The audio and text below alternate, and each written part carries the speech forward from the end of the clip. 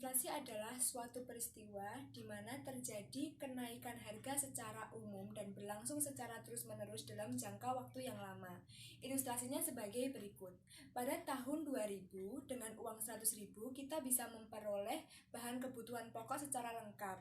Namun, dalam jangka waktu 8 tahun, yakni pada tahun 2008, dengan uang 100.000 kita hanya memperoleh beberapa barang kebutuhan pokok. Dan selang 8 tahun kemudian, pada tahun 2016, dengan uang 100.000 kita hanya memperoleh 2-3 barang bahan kebutuhan pokok. Inflasi berdasarkan tingkat keparahannya. Yang pertama, ringan, kurang dari 10%.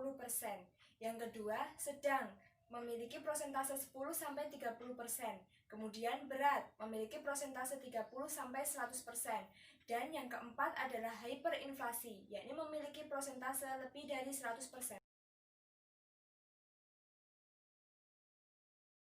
Kenaikan biaya produksi. Ketika biaya produksi seperti upah, bahan bakar mengalami kenaikan, maka hal ini itu akan memicu harga dari produk yang dihasilkan juga ikut meningkat. Ketika harga dari produk yang dihasilkan itu meningkat, maka hal ini akan mendorong terjadinya inflasi. 2. Permintaan barang dan jasa yang terus meningkat.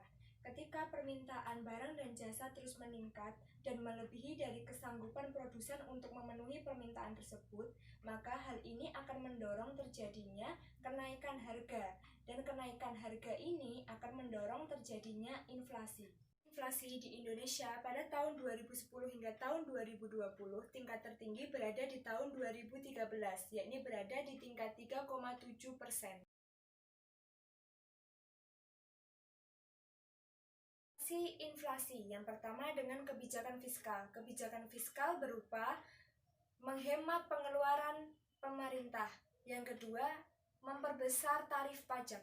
Kebijakan moneter terdiri dari penetapan persediaan kas, yakni ketika terjadi inflasi, maka Bank Indonesia akan meningkatkan persediaan kas di bank umum, sehingga uang yang beredar itu akan mengalami penurunan dan inflasi juga ikut mengalami penurunan. Selanjutnya adalah politik diskonto, yakni ketika terjadi inflasi, maka Bank Indonesia akan meningkatkan tingkat suku bunga dengan harapan minat menabung masyarakat akan meningkat, sehingga jumlah uang beredar dapat ditekan dan dapat menurunkan tingkat inflasi. Selanjutnya adalah operasi pasar terbuka, yakni ketika terjadi inflasi, maka Bank Indonesia akan menjual surat berharga sehingga uang beredar dapat ditekan dan inflasi dapat dikendalikan.